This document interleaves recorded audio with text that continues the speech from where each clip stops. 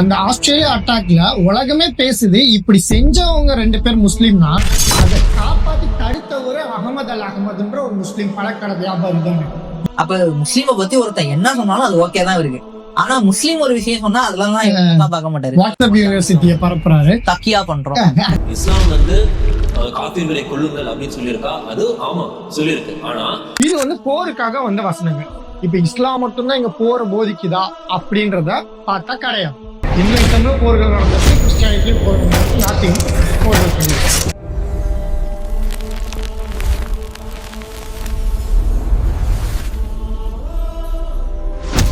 லீட்டியனர்களுக்கு அஸ்லாம் வலைக்கும். சமீபத்துல ஆஸ்திரேலியா சிட்னில பாண்டே பீச்ல யூதர்கள் அவங்களோட மத ஃபெஸ்டிவலான ஹனுக்காவை கொண்டாடிட்டு இருந்தாங்க. ஸோ அங்க அக்ரம்ன்ற 2 அப்பா பசங்க அந்த மக்களுக்கு எதிராக ஒரு துப்பாக்கி ஏந்திய துப்பாக்கி சூடு நடத்தினாங்க. ஸோ அதுல கிட்டத்தட்ட 14 பேர் இறந்தாங்க. இதை வச்சு ஆஸ்க் ரகுலன்ற சகோதரர் இதற்கெல்லாம் காரணம் இஸ்லாம் தான். ஸோ முஸ்லிம்கள் தப்பு செய்யறாங்க, அப்படி கிடையாது, குரானே ப்ராப்ளம் தான், இஸ்லாமே பிரச்சனை தான், ஸோ அப்படின்னு சொல்லி பேசியிருக்காரு. அவங்க அந்த பையன் ஒரு முஸ்லீம் ஸ்கூல்லலாம் உட்காந்து படிச்சிருக்கிறான், எல்லாம் பண்ணியிருக்கிறான். அப்புறம் ப்ராடக்ட் இப்படி தான் நிற்கும். ஸோ அதை குறித்து தான் டிஸ்கஸ் பண்றதுக்காக இன்னைக்கு நம்ம கூட அறிவாள் அறிவோம்ல அப்துல் ரஜாக் வந்திருக்காரு. அஸ்லாம் வலைக்கும். வலைக்கும் சலாம். அப்புறம் லீடியோ நெட்வொர்க்ல உமர் வந்திருக்காரு. அஸ்லாம் வலைக்கும். வலைக்கும் சலாம். ஸோ இதை ஆஸ்க் ரகுலனோட வாதங்களை நீங்க எப்படி பாக்குறீங்க? ஃபர்ஸ்ட் ஆஃப் ஆல் அந்த மனுஷன் சொன்னது என்னன்னா, 1 முஸ்லிம்கள் எல்லாருமே இப்படிதான் அப்படின்னு, 2 இஸ்லாம் இதை சொல்லுது அதனால இப்படி பண்றாங்க அப்படின்னு. அவரு சொன்ன விஷயங்களை அவரே டீபங்க் பண்றாரு. அதுல ஆரம்பத்துல சொல்றாரு, இந்த மாதிரி குர்ஆன் எல்லாம் என்ன படிக்க சொல்லாதீங்க, இதை நீங்க படிக்காம இருங்க அப்படின்னு சொல்றாரு. அடுத்த விஷயங்கள் என்ன சொல்றாருன்னா, ஃபர்ஸ்ட் அவர் ஒத்துக்கிறாரு அவர் குர்ஆனை படிச்சது இல்லை அப்படின்ட்டு. அடுத்த செகண்டே என்ன சொல்ல வர்றாருன்னா, நான் இது குர்ஆன்ல நூத்துக்கணக்கான வசனங்கள் வயலன்ஸை ப்ரீச் பண்ற மாதிரி இருக்கு அப்படின்ட்டு. சோ குர்ஆனை நீ படிக்கல அப்படின்னா இந்த நூத்துக்கணக்கான வசனங்கள் வயலன்ஸை ப்ரீச் பண்ணுது அப்படின்னு உனக்கு எப்படி தெரியும்? உனக்கு காத்துல இருந்து எடுத்து கொண்டு வந்தே ஏதாவது அப்படின்னு கேட்க தோணுது. அடுத்து இந்த தனிநபர் பண்ற விஷயத்த அந்த தனிநபர் பண்ணதுக்கு முஸ்லிம்கள் எல்லாரும் பொறுப்பேற்றுக்கணும்னா, முஸ்லிம்கள் அதை ஆதரிக்கணும், இல்லைன்னா குர்ஆன் அதை ஆதரிச்சிருக்கணும். இந்த எந்த லிஸ்ட்லயுமே இந்த எந்த கிரைட்டீரியாலுமே இந்த இன்சிடென்ட் வரல. ஆனா முஸ்லிம்களும் இஸ்லாமும் இதை பொறுப்பேற்றுக்கணும் அப்படின்றது எந்த மாதிரியான ஒரு நியாயம்? அவரே ஆதரிக்கிறதாக, முஸ்லிம்கள் இந்த தாக்குதலை ஆதரிக்கிறதாக ஒரு இதை கொண்டு வராரு, ஒரு வீடியோ. அது பாகிஸ்தான்ல முஸ்லிம்கள் இந்த அட்டாக் கொண்டாடுற மாதிரின்ட்டு. எப்படி சங்கிகள் ஒரு ஃபேக் ப்ராபகண்டாவான வீடியோ பரப்புவாங்களோ அதே மாதிரியான வீடியோவை இன்ஸ்டாகிராம் லிங்க் கமெண்ட்ல பின் பண்ணி வச்சிருக்காரு. அது அக்டோபர் 7 இஸ்ரேலுக்கு எதிராக கொண்டாடின வீடியோ.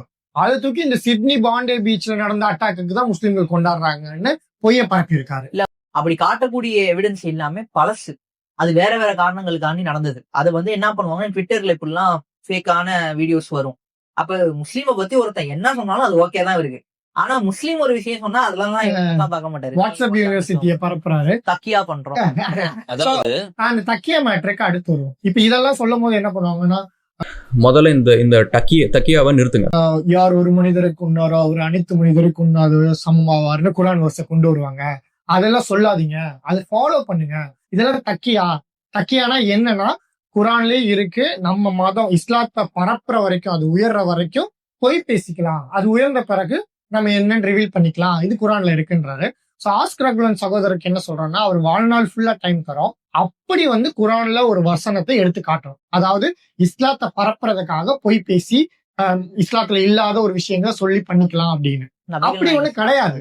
நபிகள் நாயகம் சொன்னா அப்படி ஒரு பொய்யான ஹதீஸையாவது காட்டல. ஆனா அதுக்கு பதிலா என்ன அவர் அதை கூகுள்ல கிராக்ல சர்ச் பண்ணாருன்னா, தக்கியான என்னன்னு வரும்னா, நிர்பந்தமான சூழல்ல பொய் பேசுறதுக்கு இஸ்லாம் குர்ஆன்ல அனுமதி கொடுத்துருக்கும். எப்படின்னு பாத்தீங்கன்னா, இப்ப நம்ம யாராவது கழுத்துல கத்திய வச்சு ஜெய் ஸ்ரீராம் சொல்லு அப்படின்னு சொல்லும் போது நாம ஒரே இறைவனை வணங்குறவங்க தான். அப்போ ஜெய் ஸ்ரீராம்னு நிர்பந்தத்துக்காரவங்க உயிரை பாதுகாக்கிறதுக்காக சொல்றதுக்கு இஸ்லாம் அனுமதி கொடுத்துருக்கு. இது இஸ்லாத்துல மட்டும்தான் இருக்கானா, எல்லாருமே இதை அக்செப்ட் பண்ணிக்கிற ஒரு வாதம் தான். இப்போ ஒரு இந்தியன் சிட்டிசன் ஒரு பாகிஸ்தான் சோல்ஜர்ஸ் தான் மாட்டிக்கிட்டாருன்னு வச்சுக்கோங்க. அந்த பாகிஸ்தான் சோல்ஜர் கழுத்துல கன்னை வச்சுக்கிட்டு நீ பாகிஸ்தான் ஜிந்தாபாத்ன்னு சொல்லு அப்படின்னு சொல்லும் போது அந்த இந்தியன் சிட்டிசன் என்ன பண்றாங்க, தான் உயிரை காப்பாத்துக்கிறதுக்காக பாகிஸ்தான் ஜிந்தாபாத்ன்னு பொய்யாக சொல்றாங்க. இப்படி சொல்றவர் நம்ம தேச துரோகி அப்படின்னு இந்தியாவுக்கு வந்த பிறகு சொல்லுவோமா? கண்டிப்பா மாட்டோம். அவர் விருப்பப்பட்டு அதை சொல்லல, நிர்பந்தத்துக்காரங்க உயிரை பாதுகாக்கணும்னு சொன்னாருன்னு எவ்வளவு விளங்குறோம். இந்த மாதிரியான நிர்பந்த சூழல்கள்ல பொய்ய வந்துட்டு இப்படி பேசி தப்பிக்கலான்றக்காக இஸ்லாம் வழங்கியிருக்கு தவிர இஸ்லாத்தை பரப்புறதுக்காகவே பொய் பேசுறதை இஸ்லாம் அனுமதிக்கல. இன்னும் இஸ்லாம் பொய்க்கு எதிராக மிக பெருசாக வாதம் செய்யுது. நயவஞ்சகர்களோட அடையாளமாகவே பொய்ய சொல்லுது. அவன் பேசினால் பொய் பேசுவான், வாக்களித்தால் மாறு செய்வான், இந்த மாதிரி முனாஃபிக்கோட அடையாளங்களை ஒன்னாக பொய் பேசுறதை இஸ்லாம் வந்து வன்மையா கண்டிக்குது. சோ தக்கியா வந்து முஸ்லிம் தக்கியாலாட்னு கமெண்ட் பண்றதுக்குள்ள தக்கியான்னு ஒண்ணு இஸ்லாத்துல கிடையாது, இஸ்லாத்தை பரப்புறதுக்காக அப்படின்னு தெரிஞ்சு. அவர் டெய்லியும் சர்ச் பண்ணி பேசக்கூடிய வீடியோக்கள் எதுல இருந்து பாக்குற கிராக்ல இருந்தோம், அப்புறம் இதுல இருந்தா சர்ச் பண்றாரு. அதுல போய் தக்கியானா என்னன்னு கேட்டாலே அது இதுதான் சொல்லும். அப்ப அதாவது குறைஞ்சபட்சம் அறிவு இருக்கிறவன் அதையாவது சர்ச் பண்ணி குரானை திறந்துதான் பார்க்க மாட்டீங்க. எது கிராக்கு சாட்ஜிபில தேடும்போது கூட தக்கியானா என்ன அப்படின்னு தெரிஞ்சிருந்தா உங்களுக்கு தெரிஞ்சிருக்கும்னு நினைக்கிறேன். முழுக்க ஆன்டி முஸ்லிம் ப்ராபகண்டா அடிப்படையில் தான் இவருடைய ஆதாரங்கள் இருக்குங்கிறதுக்கு இந்த 2 ஆதாரமே போதுமானது. ஒண்ணு என்னன்னா வெடி வெடிச்சு கொண்டாடினாங்கன்னு இல்லாத ஒண்ணு இட்டுக்கட்டி பேசினது.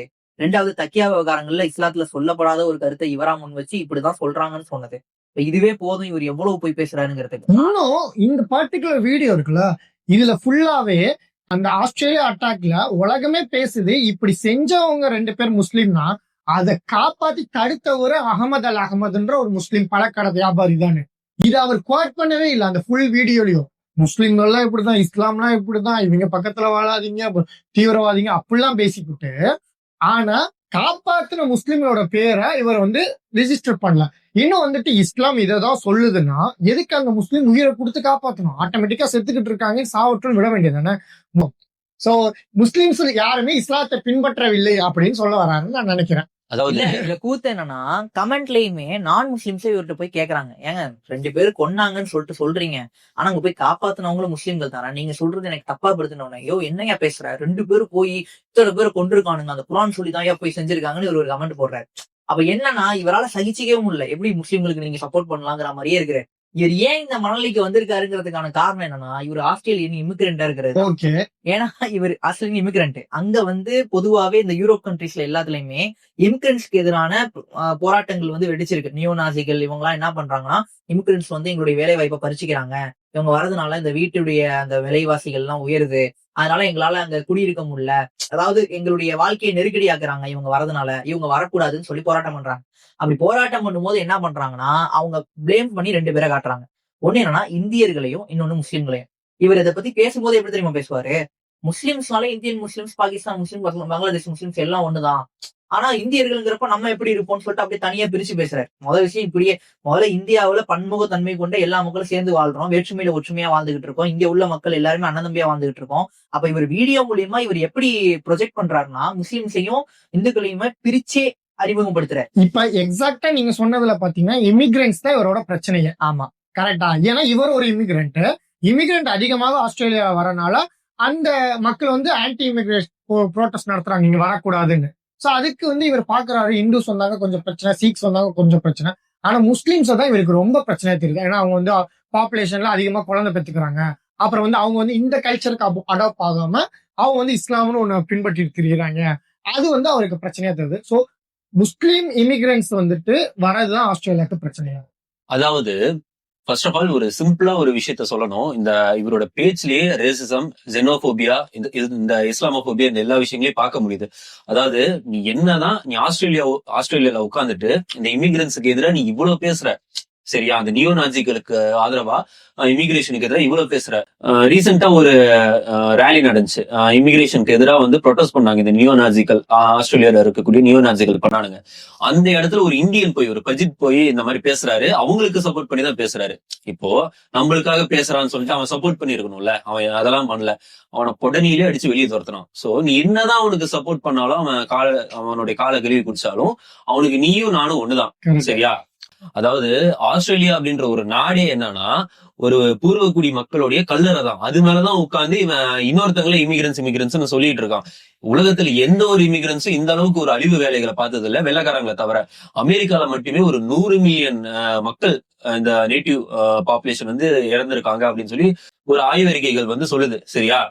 அது வந்து அமெரிக்கா அப்படின்ற ஒரு நாடே எப்படி உருவாக்குச்சுன்னா, அமெரிக்கா, ஆஸ்திரேலியா இந்த மாதிரி மேற்கத்திய நாடுகளே எப்படி உருவாச்சு அப்படின்னா குடிமக்களை அழிச்சிட்டு உள்ள வந்தவங்க தான் அவங்க எல்லாருமே. பூர்வக்குடி மக்களுடைய ரத்தத்தாலும் கருப்பர்களோட வேர்வையாலும் உருவாக்கப்பட்டதுதான். சோ அவனுங்க வந்து இன்னொருத்தவங்களை இமிகிரன்ஸ் அப்படின்னு சொல்றதுக்கு எந்த ஒரு இதுவுமே இல்ல.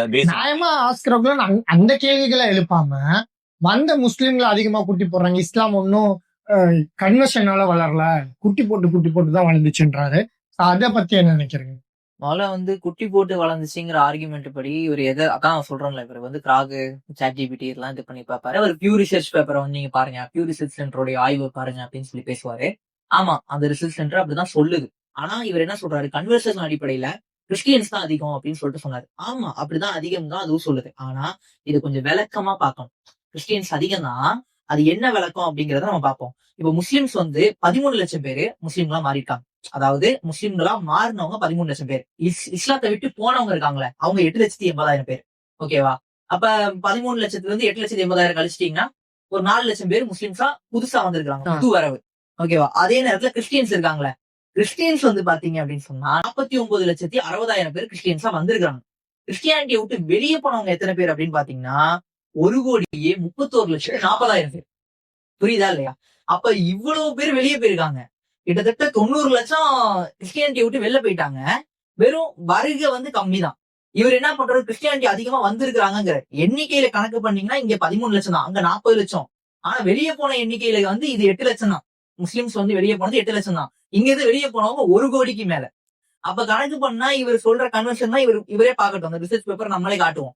அதனால இவர் இதை வச்சுக்கிட்டு என்ன சொல்றாருன்னா, இது பாசிட்டிவ் க்ரோவிங் கிடையாது, நீங்க குட்டி போட்டு தான் வளர்ந்தீங்க. குட்டி போட்டுலாம் நாங்க வளரல. இது இந்த மார்க்கம் சத்தியம். இதை ஏத்துக்கிட்டு வரவங்க வந்துகிட்டு தான் இருக்காங்க. மதமற்றவர்களா இருக்கிற இவங்க இருக்கிறாங்களா, இவர் இன்னொரு உதாரணத்தையும் காட்டுவாரு. வந்து ஒரு உயிரை கொன்னவங்க உலக உயிர்கள் எல்லாரையும் கொன்னா மாதிரி அப்படிங்கிற வசனத்தை முஸ்லிம்கள் காட்டுறாங்க. இந்த மாதிரி இவங்க மார்க்கமே கொலையதான் தூண்டுது, எல்லா நான் முஸ்லிம்ஸ் எல்லாரையும் கொல்ல சொல்லுது. இந்த ஒரு ஆதாரத்தை காட்டி இவங்க என்ன பண்றாங்க, சமாளிக்கிறாங்க, சப்பக்கட்டு கட்டுறாங்க அப்படின்னு சொல்லிட்டு சொல்றாரு. இதை சொல்லிட்டு இவர் என்ன சொல்றாருன்னா, இதை வந்து ஒரு புத்த மதம் சொல்லியிருந்தா நான் நம்புவேன், இதை வந்து ஒரு இந்து மதம் சொல்லியிருந்தா நம்புவேன், இதை ஒரு கிறிஸ்தவ மதம் சொல்லியிருந்தா நான் நம்புவேன் அப்படின்னு சொல்லிட்டு ஒரு ஆதாரம் காட்டுறாரு. இப்படி சொல்றாரு. அந்த கொலை மேட்டரை பொறுத்த வரைக்கும் இது வந்து இஸ்லாம் ஒரு காஃபிரை கண்ட இடத்தில் கொள்ளுங்கள் அப்படின்ற வாசகத்தை தான் ஒரு அடுத்து மென்ஷன் பண்றாரு. இப்படி வந்து சொல்லுது. சோ இஸ்லாம் வந்துட்டு ஒரு அமைதி மார்க்கம் கிடையாதுன்னு. இது வந்து போருக்காக வந்த வசனங்கள். இப்ப இஸ்லாம் மட்டும்தான் இங்க போரை போதிக்குதா அப்படின்றத பார்த்தா கிடையாது. ஹிந்துயிசம்ல போர்கள் நடந்திருக்கு, கிறிஸ்டியானிட்டிலும் போர்கள் நடந்திருக்கு, நாத்திகமும் போர்கள் பண்ணிருக்கு. அதாவது அர்ஜுனன் வந்து தன்னுடைய சகோதரர்கள் எடுத்து சண்டை போடணுமா அப்படின்னு சொல்லி கேட்கும் போது அதுக்கு கிருஷ்ணன் வந்து ஒரு ஸ்ட்ராங்கான ஆர்குமெண்ட் வைக்கிறாரு. நீ வந்து ஆண்மையற்றவனா இருக்கிறியா, ஒரு தர்மத்துக்காக போராடுறது ஒவ்வொரு சத்திரியனுடைய கடமை அப்படின்னு சொல்லிட்டு மகாபாரதத்துல வந்து அந்த வசனங்கள் வருது. அது மட்டும் இல்லாம சைனீஸ் கம்யூனிஸ்ட் சேர்மன் மாவோ என்ன சொல்லுவாரு அப்படின்னா, துப்பாக்கியின் முனைகளில் தான் அரசியல் அதிகாரம் பிறக்கிறது அப்படின்னு சொல்லி சொல்லுவாரு. சரிங்களா? இன்னும் கிறிஸ்டியானிட்டி கூட குருசைடு காலங்களில் கெனபிலிசம் பிராக்டிஸ் பண்ணிருக்காங்க. அங்க அந்த குருசைடர்ஸ் வரலாற்று ஆசிரியர்கள் மென்ஷன் பண்றாங்க, காலோட அந்த மணிக்கட்டு இருக்குல்ல அது வரைக்குமே ரத்தம் தேங்கி இருக்கு பைத்துல் முகத்தஸ்ல அப்படின்னு சொல்லி அந்த அளவுக்கான போர்க்குற்றங்கள் சிலுவை படை வீரர்கள் பண்ணாங்க. இப்போ இவர் சொல்றாருல, முஸ்லீம்கள்லாம் சக்குன்னு பார்த்தனே கழுத்துல வெட்டிடுவாங்க அப்படின்ட்டு. அது மட்டும் இல்லாம சஹாபாக்கள் காலத்துல நம்ம பார்த்தோம், ஃபர்ஸ்ட் 23 வருஷம் அந்த டைம்ல ரொம்ப கஷ்டமான காலம் முஸ்லீம்களுக்கு. அமர் பின் யாசிர் ரலியல்லாஹு அன்ஹு என்ன பண்ணாருன்னா, நான் வந்து இஸ்லாத்தை விட்டுட்டேன்னு பொய் சொன்னாரு. வாங்குற அடி தாங்க முடியாம அந்த அளவுக்கு சஹாபாக்கள் ரொம்ப கஷ்டப்பட்டாங்க. அந்த காலங்கள சஹாபாக்களை தெரிஞ்சிருக்காரு. ஒரு 10 பேரு கத்தி எடுத்துட்டு போய் அபுஜஹலையும் போடுதல் இருந்தா இந்த பிரச்சனையே முடிஞ்சிருக்குமே அப்படின்னு அவங்க யோசிச்சிருக்க மாட்டாங்களா? போர் அப்படின்னு வர்றதுக்கு முன்னாடி வரைக்கும் அவங்க கத்தியவே தொடல. சரி, மதீனால போய் கவர்மெண்ட் கவர்மெண்ட் உருவானதுக்கு அப்புறம் தான் போருக்கே அவங்க போறாங்க. கண்டிப்பா. இத பாத்தீங்கன்னா இந்த போர் விஷயத்தை பத்தி சொல்லும் போது இவர் என்ன சொல்றாரு, அந்த வாழேந்துறது, சண்டை போடுறது, இதெல்லாம் வந்து இந்த இன்னொரு மதத்தை வெறுக்கிறது, இதெல்லாம் வந்து குர்ஆன் மட்டும் தான் பேசுது, இந்த மதம் தான் போதிக்குது, முகமது தான் போதிக்கிறாருன்னு சொல்லி பேசுறாங்க. பைபிள்ல இருக்கக்கூடிய உபாகமத்துல 20வது அத்தியாயத்தை நீங்க எடுத்து பாத்தீங்கன்னா, இவர் மோசஸ் இருக்காருல்ல, அவங்க வந்து என்ன பண்ணுவாங்கன்னா, இந்த பனு இஸ்ராயல் அப்படின்னு சொல்லக்கூடிய இந்த இஸ்ரேலிய இவங்க இருக்காங்களா அந்த சமூகத்தை வந்து காப்பாத்தி கூட்டு போவார். ஆரோன்ட்ட இருந்து காப்பாத்தி கூட்டு போன பிறகு அங்க அவருக்கு கடவுள்கிட்ட இருந்து வர ஆர்டர் என்ன தெரியுமா, நீங்க ஒரு ஊரை போய் அட்டாக் பண்ணுங்க, அவங்கள்ட்ட போய் நீங்க போர் பண்ணுங்க, அவங்க உங்கள்ட்ட சரண்டர் ஆயிட்டாங்கன்னா அவங்களை நீங்க வந்து எடுத்துக்கங்க, சரண்டர் ஆயிட்டாங்கன்னா அவங்களை நீங்க கட்டுப்படுத்தீங்க, இல்ல அவங்க உங்க கூட சண்டை போடுறாங்களா அவங்க எல்லாரையும் கொல்லுங்கிற ஆர்டர் வந்திருக்கு. வேணா நீங்க அந்த அத்தியாயத்தை எடுத்து நீங்க பாக்கலாம், 20வது அத்தியாயத்துல இருக்குது. போர் செய்யுங்க, போர் செஞ்சு நீங்க ஜெயிச்ச பிறகு அங்க உள்ள ஆண்கள் எல்லாம் கொன்றுங்க, பெண்கள் உங்களுக்கு, குழந்தைங்க உங்களுக்கு, உங்க அந்த பொருளாதாரங்கள் உங்களுக்குன்னு சொல்லுது. வரலாறுன்னு எடுத்துக்கிட்டோம்னா எல்லாருமே சண்டை போட்டிருக்காங்க. இப்போ அமெரிக்கா வியட்நாம் மேல ஏன் குண்டுகள் போட்டாங்கன்னா கம்யூனிசத்துல இருந்து இவங்களை காப்பாத்துறோம், முதலாளித்துவத்தால கம்யூனிசத்துல இருந்து காப்பாத்துறோம் அப்படின்னு சொல்லி சொன்னாங்க. 2010 விக்கிலீக்ஸ் ஒரு விஷயத்த லீக் பண்ணியிருக்காங்க. என்னன்னா ஃபெமினிசத்தை யூஸ் பண்ணி ஆப்கானிஸ்தான்ல இருக்கக்கூடிய அந்த வார் கிரைம்ஸ் மேனேஜ் பண்றதுக்கு ஃபெமினிசத்தை ஒரு கேடயமா யூஸ் பண்றாங்க அப்படின்னு சொல்லி சொல்றாங்க. சரிங்களா? ஒரு கொள்கையை இன்னொருத்தருக்கு மேல இம்போஸ் பண்ணணும்னா பெரும்பான்மையா வரலாறுல போர்கள் மூலமா தான் இம்போஸ் பண்ணிருக்காங்க. ஏன்னா அந்த காலம் எப்படி இருந்துச்சுன்னா அது ஒண்ணு எலெக்ஷன் காலம் வேற. அப்ப ஆட்சி மாற்றம் நிகழணும், அமைதி ஓங்கணும், நீதி நிலைநாட்டப்படணும்னா போர்கள் நடந்திருக்கு. அது இந்துயிசம்ல இருந்தாலும் சரி, கிறிஸ்டியானிட்டியும் சரி, இஸ்லாமும் சரி, நல்ல போர்களும் நடந்திருக்கு, கெட்ட போர்களும் நடந்திருக்கு. பிரெஞ்சு ரெவல்யூஷன் எப்படி நடந்துச்சு? அது லிபரல்ஸ் சப்போர்ட் பண்ணக்கூடிய ஒரு ரெவல்யூஷன் தானே. ரஷ்யன் ரெவல்யூஷன் எப்படி நடந்துச்சு? எல்லாம் ரத்தம் ஒட்டி தான் நடத்துறாங்க. ஆனா இஸ்லாம் அப்படின்னு வந்தா மட்டும் எல்லாருமே காந்தியவாதிகளா மாறிடுவாங்க. போரே வேணாம்னு சொன்ன காந்தி கூட 2ஆம் உலக போருக்கும் 1ஆம் உலக போருக்கும் இங்க இருந்து ஆட்கள் அனுப்பி விட்டாரு. சரிங்களா? இல்ல, இப்ப இதை எதுக்காக நம்ம இங்க கோட் பண்றோம்னா, குரான்ல வந்து அந்த வசனங்கள் அது வந்துட்டு ஒரு லேமேனோட போடக்கூடிய சண்டைகள், அவனை கொள்ளு, முஸ்லீம் அல்லாதவன் கொள்ளுன்னு வந்தது கிடையாது. அது போர்க்காலங்களையும் அரசாங்கத்துக்காக இறக்கப்பட்ட வசனங்கள். இப்ப உங்களுக்கு புரியுற மாதிரி சொல்லணும்னா, இந்தியன் ஆர்மி வந்துட்டு பாகிஸ்தான்காரன் கூட போர் பண்ணும்போது பாகிஸ்தான கொள்ளு அப்படின்னு அந்த போர்ல சொல்றாங்க வச்சுக்கோ. இந்த வேர்ஸை எடுத்துட்டு வந்துட்டு இந்தியர்கள் எல்லாம் பாகிஸ்தானியர்களை கொல்ல சொல்றாங்கன்னு மிஸ்கோட் பண்ண எப்படியோ அது மாதிரிதான் காஃபிரே கண்ட இடத்துல கொள்ளுங்கள் அப்படின்ற வசனம். அது மாதிரி ஒரு விஷயம். இப்ப இந்த குரான்ல உள்ள இந்த ஹேட் வர்சஸ் எல்லாத்தையும் ஒண்ணுக்கும் நீங்க ரொம்ப வேணாம். அவர் கமெண்ட்ல ஒருத்தவங்க போட்டிருக்காங்க, பின் பண்ணிருக்காங்க. அந்த ChatGPT போட்டாலே அந்த வசனத்தோட விளக்கங்கள் என்னன்னு சொல்லும். குரான்ல 2வது அத்தியாயத்துல 191வது வசனத்துல நம்பிக்கை இல்லாதவர்களை எங்கே கண்டாலும் கொள்ளுங்கள் அப்படின்ற வசனத்தை எடுத்துட்டு வந்துட்டு பாருங்க இஸ்லாம் இப்படி சொல்லுதுன்னு. அதுக்கு முன்னாடி வசனமே அது எதை பத்தி பேசுதுன்னு சொன்னா தெரியும். உங்களை தாக்குபவர்களுடன் மட்டும் போரிடுங்கள், எல்லை மீறாதீர்கள். அட்டாக் பண்றவன அட்டாக் பண்ணுன்னு சொல்லுது இந்த வசனம். இதை தூக்கிட்டு போய் ரோட்ல உள்ள குப்பனை சுப்பனையும் கொள்ள சொல்லுது. குரான்ல 3வது அத்தியாயத்துல 28வது வசனத்துல முஸ்லிம்கள் காஃபிர்களை நண்பர்களாக, அதாவது பாதுகாவலர்களாக கொல்லக்கூடாதுன்னு வருது. சோ இது வந்துட்டு நார்மலா ஒரு முஸ்லீம் நான் முஸ்லீமோட ஃப்ரெண்டா இருக்கக்கூடாதுன்னு கிடையாது. இது வந்து போர் நேரத்துல எதிர் நாட்டோட அசோசியேஷன் வச்சுக்கிறத பத்தி பேசுது. ஏன்னா 60வது அத்தியாயத்துல 8வது வசனம் என்ன சொல்லிருப்பாங்க, உங்களை போரிடாதவர்களுக்கு நன்மையும் நீதியும் செய்ய அல்லாஹ் எந்த தடையும் விதிக்கவில்லை. 9வது அத்தியாயத்துல 6வது வசனத்துல அவர்கள் சமாதானம் கேட்பார்களானால் பாதுகாப்பு அளியுங்கள். சோ போருக்கே வந்தாலும் நான் முஸ்லிம்ஸே இருந்தாலும் சமாதானம் பீஸ் ட்ரீட்டிக்கு வந்துட்டாங்கன்னா பாதுகாப்பு அளிக்க சொல்லுது இஸ்லாம்.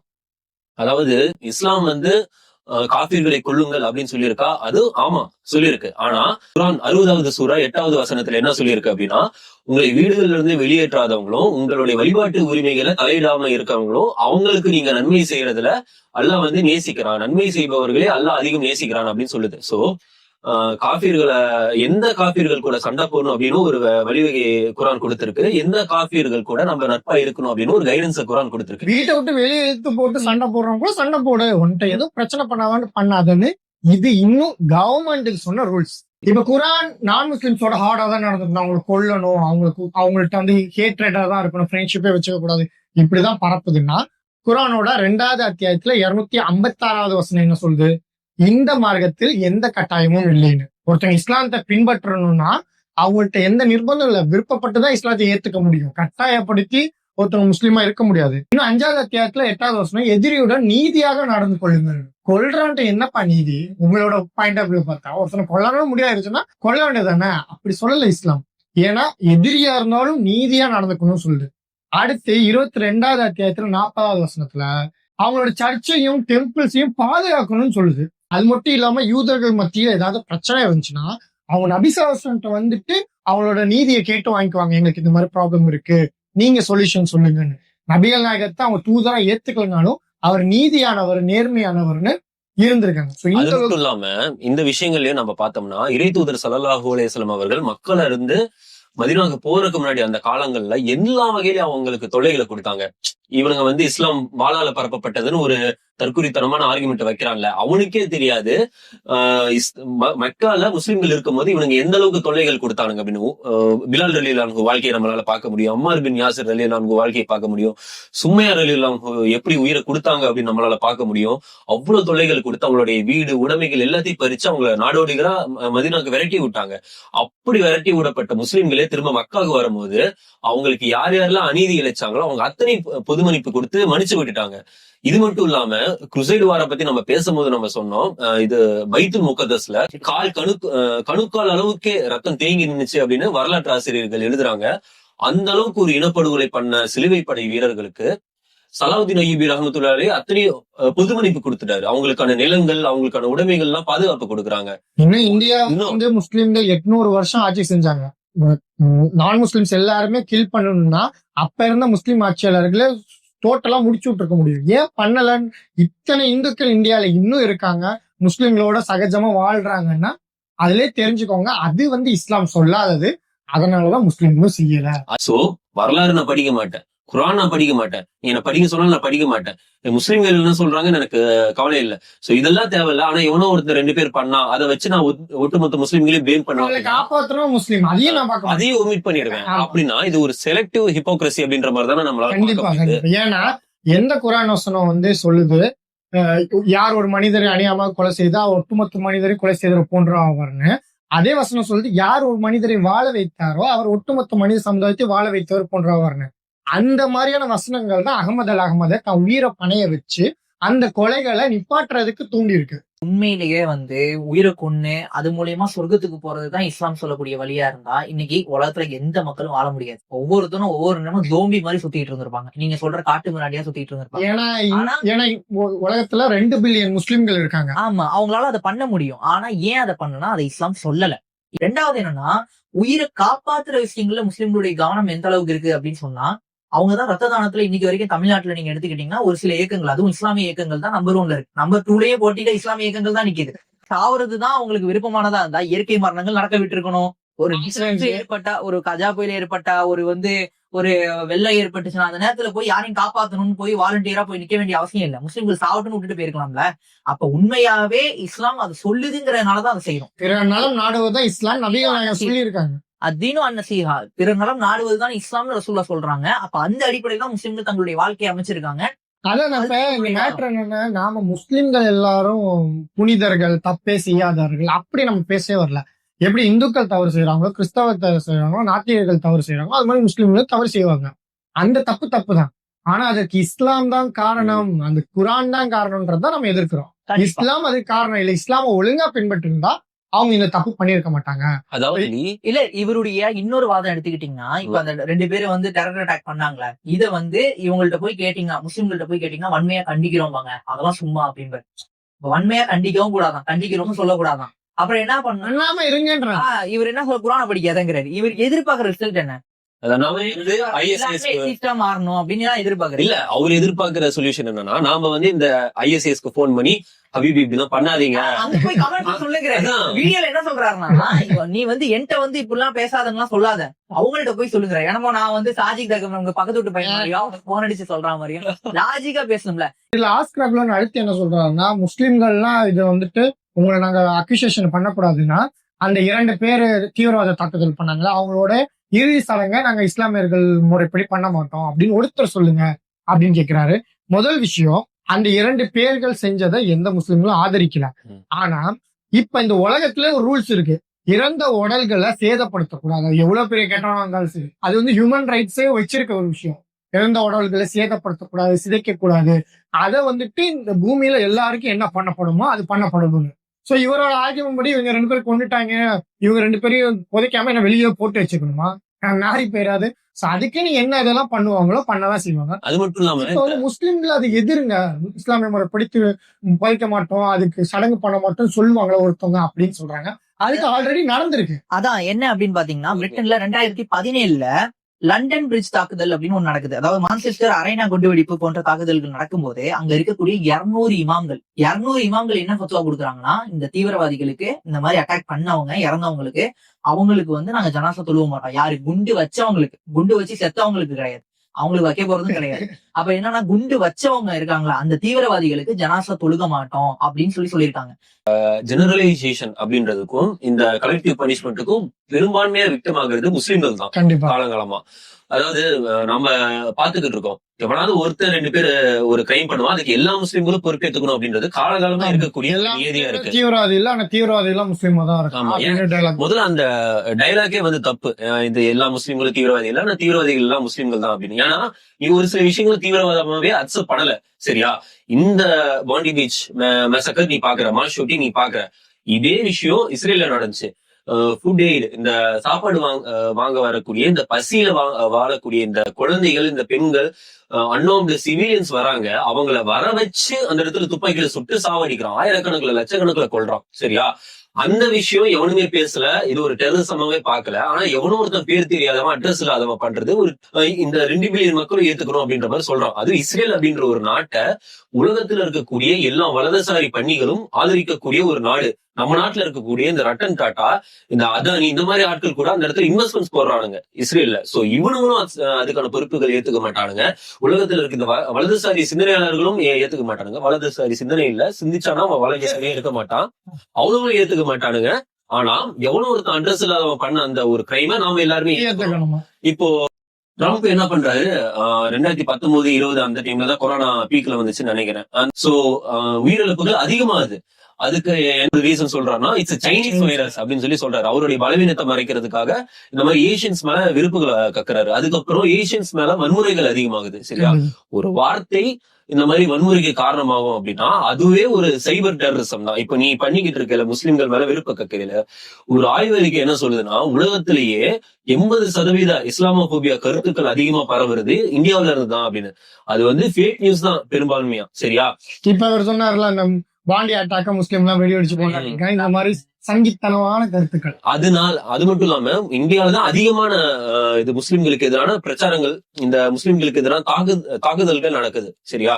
ஒரு காலத்துல இவன் கலவரம் பண்ணி வீட்டை அடிச்சான், இப்போ கவர்மெண்ட்டை வச்சு புல்டோசரை விட்டு வீட்டு அடிக்கிறான். கமெண்ட் செக்ஷன்ல நான் போய் பாக்குறேன், ஒருத்தவங்க கூட இதுக்கு வந்து பாவம் என்னதான் பண்ணிருக்க கூடாது, அவன் அந்த முஸ்லீம் வந்து அழுகுறாரு, அதை பார்த்து ரசிக்கக்கூடிய அளவுக்கு மிருகங்களா தான் மாறி இருக்காங்க. இப்ப ஆஸ்கர் அபிமானோட இந்த வாதங்கள்லாம் அதுக்கு ஆதரவாக தான் அமையுது இந்தியால. எக்ஸாம்பிள் சங்கிகளோட லாஜிக் தான் இந்த ஜெனரலைசேஷன் அப்படின்றது. கீழகரையில முகமதுன்னு ஒருத்தர் இருப்பான், ஒரு பையன், அவனை பிடிச்சி அடிச்சு ஜெய் ஸ்ரீராம் சொல்றான் அப்படின்னு சொல்லுவான். ஏன்டா என்ன பிடிச்சி அடிக்கிற அப்படின்னு சொல்லி கேட்டா, 1000 வருஷத்துக்கு முன்னாடி கஜினில இருந்து முகமதுன்னு ஒருத்தர் வந்தாரு, அவரு எங்களை போட்டு முத்துனாரு, இப்ப நான் உங்களை போட்டு அடிக்கிறேன் அப்படின்றான். எப்படின்னா ஒரு வடிவேல் காமெடி வரும்ல, வாடனா இருந்தாலே அடிப்போம் அப்படின்னு, அந்த மாதிரிதான் முஸ்லீம்னால தீவிரவாதம். இல்ல இன்னொன்னு அவர் என்ன கோட் பண்றாருன்னா, 140க்கும் மேல தீவிரவாத அமைப்புகள் இருக்கு, அதுல 100க்கும் மேற்பட்ட தீவிரவாத அமைப்பு முஸ்லிம்களா தான் இருக்காங்க அப்படின்னு இவங்க சொல்றாங்க. இந்த தரவுகள்ல என்ன பிரச்சனை இருக்குன்னா, இவங்க தீவிரவாதம்னு எதை கோட் பண்றாங்கன்னு பிரச்சனை. அந்த 140க்கு மேல இருக்கக்கூடிய தீவிரவாத லிஸ்ட்ல RSS இருக்கா, பஜ்ரங் தள் இருக்கா, VHP இருக்கா, இத்தனையும் பல கலவரங்களை பார்ட்டிஷன்ல இருந்து இப்ப வரைக்கும் பல கலவரங்களை நேரடியா நின்று நடத்தின இயக்கங்கள் இத்தனை பேரு. இல்ல குறிப்பா நீங்க பாத்தீங்கன்னா இவங்க தீவிரவாதத்துக்கான அளவுகளே என்னன்னா, தீவிரவாதின்னு சொன்னா அவங்க முஸ்லீமா இருக்கணும், அவ்வளவுதான் அவங்களுடைய அளவுகள், வேற எந்த அளவுகளும் இல்ல. இவங்க தீவிரவாதிக்கு ஒரு எடுத்த லிஸ்ட் இருக்குல்ல, இதெல்லாம் யாரு சொன்ன லிஸ்ட்னு பாத்தீங்கன்னா FBIயும் CIA சொன்ன லிஸ்ட். இதுல பாதி தீவிரவாத இயக்கங்கள் எல்லாமே ஃபால்ஸ் பிளாக். எல்லாம் இவங்க வந்து ஒரு நாட்டு மேல வந்து இது பண்றதுக்காக இவங்களா ஏவுன ஒரு பொய்யான கொடிகள். ஃபால்ஸ் பிளாகுக்கு ஒரு டெஃபினிஷன் கொடுக்கணும் அப்படின்னா, ஒரு பொய்யான தாக்குதல் நடத்தி அந்த இனத்து மேல இவனுங்க படையெடுக்கிறதுக்கான ஒரு ரீசன். சரியா? 2001 நம்ம ட்வின் டவர் அட்டாக் வந்து ஃபால்ஸ் பிளாக் அப்படின்னு தான் சொல்லுவோம். அதுக்கான நிறைய ரீசன்களை பல பேர் எடுத்து வச்சுட்டாங்க. இந்த மாதிரி ஏரோப்ளைனோட ஃபியூல் வந்து இந்த ஸ்டீல் பீம்ஸ் வந்து எரிக்கிறதுக்கு வாய்ப்பே இல்லை அப்படின்னு சொல்லிட்டு சயின்டிபிக்கா நிறைய பேர் ப்ரூவ் பண்ணிட்டாங்க. இது முஸ்லிம்கள் மேல மட்டும்தான் இது பண்ணாங்களா அப்படின்னா கிடையாது. 1990s சேர்ந்த 1990sல ஒரு சில டாக்குமெண்ட்ஸ் வந்து ரிவீல் பண்றாங்க. அதாவது JFK காலத்த டாக்குமெண்ட்ஸ். அந்த டாக்குமெண்ட்ஸ்ல என்ன இருக்கு அப்படின்னா, CIA ஒரு ஐடியா ப்ரொபோஸ் பண்ணிருக்காங்க, JFK வந்து அதை ரிஜெக்ட் பண்ணிட்டாரு. இந்த டாக்குமெண்ட்ல என்ன சொல்லியிருக்கு அப்படின்னா, இத நீங்க கேட்கும் போதே உங்களுக்கு புரியும் JFK-வை ஏன் அசாசினேட் பண்ணாங்க அப்படின்னு. ஃபிடல் காஸ்ட்ரோ ஒரு மிகப்பெரிய தலைவலியா இருந்தாரு அமெரிக்காவுக்கு. அதுக்கு என்ன பிளான் போட்டாங்கன்னா, ஒரு ஃபால்ஸ் பிளாக் அட்டாக், கியூபால இருந்து வரக்கூடிய ரெஃப்யூஜிஸ் கொன்னு இதை வந்து ஃபிடல் காஸ்ட்ரோ தான் பண்ணாரு அப்படின்ட்டு கியூபாவை படையெடுக்கிறதுக்கு ஒரு ரீசனா யூஸ் பண்ணலாம், ஒரு ஃபால்ஸ் பிளாக் அட்டாக் பண்ணலாம் அப்படின்னு சொல்லி அந்த டைம்ல CIA பிளான் போட்டுருந்துச்சு. இப்ப யோசிச்சு பாரு, 2001 முஸ்லிம்கள் மேல இந்த பழியை போட்டாங்க. இந்த தாக்குதல் 9/11க்கு பதிலா இந்த சிஐஏவோட ப்ரொபோசல் படி இந்த பிளான் நடந்துருந்துச்சுன்னா முஸ்லிம்களோட இடத்துல கம்யூனிஸ்டுகள் தானே இந்த இடத்துல இருந்திருப்பாங்க. கண்டிப்பா. அடுத்து இன்னொன்னு பாத்தீங்கன்னா, இப்ப இஸ்லாம் இந்த உலகத்துல இருக்கிறதுனாலதான் இந்த உலகத்துக்கு பெரும் பிரச்சனைகள் அப்படின்றத இவரோட வாதம். இப்ப நாம இவர் என்னென்ன ரிசர்ச் பேப்பர் எடுக்கிறாரோ அது மாதிரி நம்ம கிட்டயும் இஸ்லாம் இந்த உலகத்துல இருக்கனால உலகத்துக்கு எவ்வளவு நன்மைகள்ன்ற ரிசர்ச் பேப்பர்ஸ் இருக்கு. முதல் விஷயம் வந்துட்டு தற்கொலைகளோட பெர்சன்டேஜ்ல முஸ்லிம்கள் தான் ரொம்ப கம்மி. இன்னும் யார் அதிகம்னு பாத்தீங்கன்னா ஏத்திஸ்ட் தான் தற்கொலை பண்ற லிஸ்ட்ல அதிகமா இருக்காங்க. அடுத்து வந்துட்டு இன்னும் ட்ரக்ஸ் யூஸ் பண்றதுல இந்த ஆல்கஹால் கன்சப்ஷன்ல இருக்கல முஸ்லிம்கள் தான் கம்மி, முஸ்லிம் அல்லாதவர்கள் தான் அதிகமா இருக்காங்க. அடுத்து வந்து பெண்களுக்கு பாதுகாப்பற்ற நாடுகள்ல முஸ்லிம் அல்லாத நாடுகள் தான் அதிகமா இருக்கு, முஸ்லிம் நாடுகள் தான் பாதுகாப்பான நாடுகள் டாப் லிஸ்டா இருக்கு. ஒரு தரவுகள் கூட சொல்லுவாங்க, யூகேல 5/4 பெண்கள் செக்ஷுவல் ஹராஸ்மெண்ட்டா அனுபவிச்சிருக்காங்க அப்படின்னு சொல்லிட்டு. சோ செக்ஷுவல் ஹராஸ்மெண்ட் அப்படின்றது மேற்கத்திய நாடுகள்ல நார்மலைஸ் ஆன ஒரு விஷயம், சரி. ஆனா அரபு நாடுகள்ல அது வந்து ரொம்ப ஒரு ரேரான விஷயம். எக்ஸாம்பிளுக்கு கத்தாருக்கு வந்திருக்கவங்க ட்வீட் போட்டிருந்தாங்க, நான் வந்து எதிர்பார்க்கவே இல்லை, என்னோட வீட்டை விட்டு வெளியே போயிட்டு மறுபடியும் வீட்டுக்கு ரிட்டர்ன் வரும்போது செக்ஷுவல் ஹராஸ்மெண்ட்டை அனுபவிக்காம என்னால வர முடியும் அப்படின்றத என்னால நம்பவே முடியலன்னு சொல்லிட்டு இந்த ஒரு சாதாரணமான விஷயத்த ஒரு வியப்பா மென்ஷன் பண்ற விஷயங்களா பார்க்க முடியுது. அது மட்டும் இல்லாம டெய்லி மெயில் மாதிரியான ஒரு இஸ்லாமோபோபிக் பத்திரிகைகள் கூட ஒரு விஷயத்த மென்ஷன் பண்றாங்க. என்னன்னா முஸ்லிம்கள் தான் தன்னுடைய வாழ்க்கையில ஒரு தன்னிறைவு அடைஞ்ச ஒரு நிலையை அடையிறாங்க அப்படின்ட்டு. இந்த ஒரு ஹையஸ்ட் சாட்டிஸ்பாக்சன் முஸ்லிம்கள் கிட்டதான் இருக்கு. இந்த ஞானிகள் யோகிகள்லாம் சொல்றாங்க, இந்த ஆத்ம திருப்தி எல்லாம் நாங்க அடைஞ்சிட்டோம் அது இதெல்லாம் சொல்றாங்க. அவங்கள விடவே அதிகமான நிம்மதியை முஸ்லிம்கள் தான் அடையிறாங்க அப்படின்னு சொல்றாங்க. அதாவது எவ்வளவு பெரிய புகழ் உச்சத்திலேயே நம்ம போனாலும் அல்ஹம்துலில்லாஹ்னு ஒரே வார்த்தையில சொல்லி முடிச்சிருவோம். எவ்வளவு பெரிய லாஸ் நம்மளுக்கு வந்தாலும் இன்னா லில்லாஹி வ இன்னா இலைஹி ராஜிஊன் அப்படின்னு சொல்லி நம்ம முடிச்சிருவோம். நம்ம காசாலே பார்க்க முடியுது, அந்த மக்கள் கிட்ட இனிமேல் இழக்கிறதுக்கு ஒண்ணுமே இல்லை. ஆனா அதுல எத்தனை பேர் வந்து இஸ்லாத்தை விட்டு வெளியே போயிருக்காங்க சொல்லி, எத்தனை பேர் அல்லாஹ்வை குறை சொல்லியிருக்காங்க, எத்தனை பேர் வந்து இந்த என்ன சொல்றது இந்த வாழ்க்கையே ஒரு வெறுப்ப உமிழ்ந்திருக்காங்க.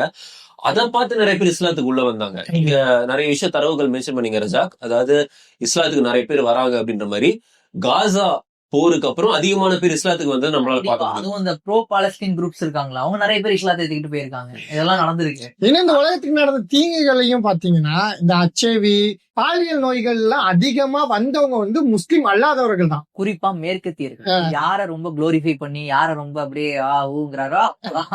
அதாவது இவன் வந்து பெண்களுக்கு எதிரான வன்கொடுமையில கூட ஒரு பாகுபாடு காமிப்பான். அதாவது ஹிஜாப் போட்டிருந்தா அது வந்து அப்படியே கொடூரமா தெரியும் இவனுக்கு கண்ணுக்கு. ஆனா மேற்கத்திய நாடுகள்ல ஹியூமன் டிராபிகிங் கேசஸ்ல பாருங்க, டாப் 10ல பாத்தீங்கன்னா ஆல்மோஸ்ட் எல்லா நாடுகளுமே மேற்கத்திய நாடுகளா தான் இருக்கும்.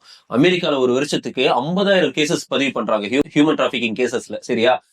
அப்போ ஹியூமன் டிராபிகிங் வந்து உனக்கு வந்து பெண்களுக்கு எதிரான அடக்குமுறையா தெரியல, ஹிஜாப்போட சொல்றது உனக்கு ஒரு அடக்குமுறையா தெரியுது. ஆனா இஸ்லாம் இல்லைன்னா இந்த மனிதர்களோட வாழ்க்கை மிருகங்களை போல மாறி இருக்கும்னு இமாம் அகமது இப்னு அம்பல் ரஹ்மத்துல்லாஹி அலைஹி சொல்றாங்க. சோ இதை நாங்களும் டெஸ்ட் பண்ணி பார்த்தோம்.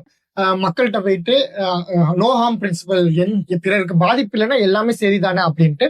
ஒரு அப்பாவும் பையனும் கேயா இருந்தா உங்களுக்கு ஓகேவா, ஒரு அம்மாவும் பொண்ணும் லெஸ்பியனா இருந்தா ஓகேவா, ஒரு அம்மாவும் பையனும் இன்டர் கோர்ஸ் வச்சுக்கிட்டா ஓகேவா அப்படின்னு கேட்கும்போது அவங்களுக்குள்ள பிரச்சனை இல்லைன்னா அதை தடுக்கிறதுக்கு நாங்க யாரு அப்படின்னு இந்த நாத்திக சிந்தனைனால மக்கள் சொல்றாங்க. இன்சிஸ்டம் ஓகேன்னு சொல்லக்கூடிய மனநிலைக்கு அவங்கள்ட்ட வராங்களே, அதோட தாக்கம் நம்ம இந்தியாலயும் வந்துகிட்டு இருக்கு. இல்ல இவர் என்ன பண்றாருன்னா, இவர் சொல்றாருல மத்த மதங்கள்லாம் வந்து அப்படி இல்ல, இந்த மதம் மட்டும்தான் அப்படி சொல்லுது அப்படின்னு சொல்லிட்டு நீங்க இன்னும் 1400 புடிச்சுக்கிட்டு இருக்கீங்க. மத்த மதங்கள் எல்லாம் வேதங்களை விட்டதுனால அந்த விளைவுகள் என்ன அப்படின்னு இப்ப நீங்க சொன்ன விளைவுகள் தான். இப்ப இந்த மாதிரியான ஒரு எச்சரிக்கையை ஏத்துப்பாங்க. அதே தாய் அந்த இன்சிஸ்ட் எல்லாம் எவ்வளவு அருவருப்பான விஷயம். இவர் குடும்ப இதை பத்தி பேசுறாரு, குடும்ப கட்டமைப்போட நம்ம இப்படி வாழ்வோம், அப்பாவும் அம்மாவும் வேலைக்கு போவாங்க, குழந்தைங்களை படிக்க வைப்பாங்க, எந்த கெட்டதும் இல்லாம பாத்துப்பாங்க. இவர் ஒரு உத்தரவாதம் அவனு கேட்கிறாரு. என்ன உத்தரவாதம் கேட்கிறாருன்னா, உங்க குழந்தைங்க கிரைம்ஸ் எதுவுமே இல்லாம, கிரைம் இல்லாம, ட்ரக்ஸ் இல்லாம, எதுவுமே இல்லாம ஒழுக்கமா உங்க குழந்தை வந்து அவனால பிற உயிர்களுக்கு பாதிப்பு ஏற்படாதுன்னு உங்களால உத்தரவாதம் கொடுக்க முடியுமான்னு ஒரு கேள்வி கேட்கிறார் முஸ்லீம்களை பார்த்து. அதோட ரிசர்ச் பேப்பர்ஸே நீங்க பாருங்க, செத்தவங்க யார் அதிகம்? 2021 தரவுகள் சொல்லுது ஆல்மோஸ்ட் 1.5 லட்சம் பேருக்கு மேல இறந்திருக்காங்க ட்ரக் ஓவர் டோசேஜ் டெத்துனால அமெரிக்கால, சரிங்களா? சோ ட்ரக் வந்து இந்த அளவுக்கு ஒரு மோசமான நிலைய வந்து உருவாக்கி இருக்கு. அவங்கள்ட்ட நீங்க போய் சொல்ல முடியாது இந்த மாதிரி ட்ரக்ஸ் எல்லாம் யூஸ் பண்ணாதப்பா இது தப்புப்பா அப்படின்லாம் சொல்ல முடியாது. அவன் ஒரு மென்டாலிட்டிக்கு வந்துட்டான். நான் வாழ போறது ஒரே ஒரு டைம் தான். எனக்கு மாரல் வேல்யூஸ் கிடையாது, நல்லது கெட்டதுன்னு என்னால டிஃபைன் பண்ண முடியாது. சோ நான் ட்ரக் யூஸ் பண்ணக்கூடாதுன்னு சொல்றதுக்கு உனக்கு என்ன ரைட்ஸ் இருக்கு? எனக்கு பிடிச்சிருக்கு நான் பண்றேன்னு நீங்க வைக்கக்கூடிய அதே வாதத்தை தான் அவன் வைக்கிறான். இந்த இடத்துல ஒரு தடையை ஏற்படுத்துறதா இஸ்லாம் அவனுக்கு ஒரு ரீசனை கொடுக்குது. இது ஒரு வாழ்க்கை கிடையாது, இதுக்கப்புறம் மறுமையான ஒரு வாழ்க்கை இருக்கு, அதுக்கப்புறம் நம்மளுடைய செஞ்ச நன்மை தீமைகளுக்கு சரியான கூலிகள் கொடுக்கப்படும், அதனால இங்க நல்லவனா இருந்தா அங்க கூலி கிடைக்கும் சொல்லுது. அது மட்டும் இல்லாம இவரே கமெண்ட்ல என்ன சொல்றாருன்னா, ஒரு பெண் வந்து இஸ்லாத்தை டிஃபெண்ட் பண்றாங்களாம், முஸ்லிம் பெண் வந்து அதுக்கு வந்து ஆண்களால நடத்தப்படக்கூடிய மார்க்கத்தை வந்து ஒரு பெண் ஆதரிக்கிறது வந்து ஆச்சரியமா இருக்குன்றாரு. ஆனா இஸ்லாத்தை நோக்கி வர்றவங்கல்ல ஆண்களோட விகிதாச்சாரம் அதிகமா பெண்களோட விகிதாச்சாரம் அதிகமான்னு பார்த்தா பெண்கள் தான் அதிகமா இஸ்லாத்தை நோக்கி வராங்க.